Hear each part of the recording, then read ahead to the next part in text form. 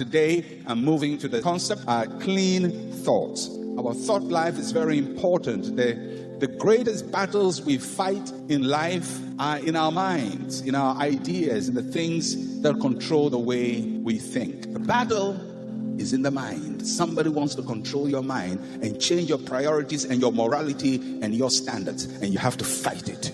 Let me give you 3 rules that govern your actions. 3 rules. The number 1, your body is a slave to your thoughts. Always remember that. Your body doesn't control itself. It is a slave. Your body can only do what your thoughts say. Your body takes instructions from your mind. It does not usually act on its own. It's very important. Secondly, whatever rules your thoughts will rule your body. Whatever rules your thoughts will rule your body. When fear, anger, envy rules your thoughts, your body will become a slave of fear, anger, and envy. If adulterous thoughts rule your mind, your body will become a slave of adultery. If gambling thoughts rule your mind, your body will become a slave of gambling. Whatever thoughts rule your mind will enslave your body. So you can exercise your body all you want, build up your muscles, develop huge muscles, but it's still your brain and the ideas you have accepted that will control your body. That's very important. Number 3, you are the gatekeeper of your thoughts. You are the gatekeeper. You determine what comes in and what goes out of your thoughts. You cannot say, well, I didn't know, and before I realized I was doing it. No! You can shut the door or open the door. You control what you see. You control what you hear. You control what you read. You control whom you relate to. Books don't open themselves to you. You decide to open them. TVs, for now, don't switch themselves. You switch them on. The internet doesn't browse itself. You browse it. Conversation doesn't come to you. You open your ears to it. You are in charge of what comes in and what goes out. You are the gatekeeper. And if you're a lazy gatekeeper, you allow every kind of filthy thought to come into your mind. Don't live a passive life. Don't just live yourself for people to pollute you, for television to pollute you, radio to pollute you, and say, well, I couldn't help it. You could help it. You could help it.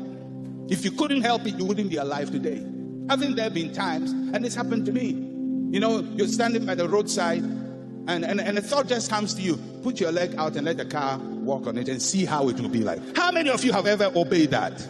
You know what will happen. So you never obey it, although the thought comes to you. Why? Because you are the gatekeeper. You say, that's a thought, but I shut the door to it. I will not let my body act on that impulse. Now, if you can do that, you can control other thoughts that come to you. You are the gatekeeper to your thought life.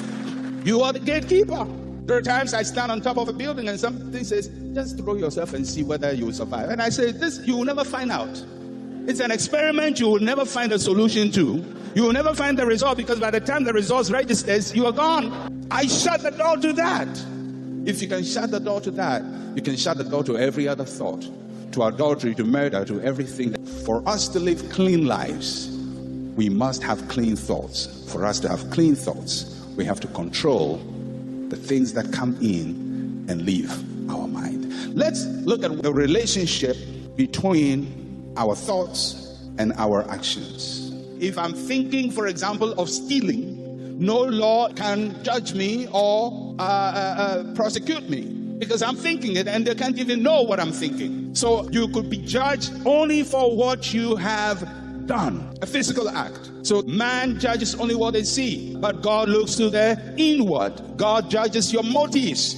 So God doesn't just judge adultery only by physically committed adultery. He also judges mental adultery and fornication and stealing and lying and gambling. All of that, it starts from the mind. That's how God looks at it. He gives us the 2-step process. First is what you look at. He says, whosoever looks.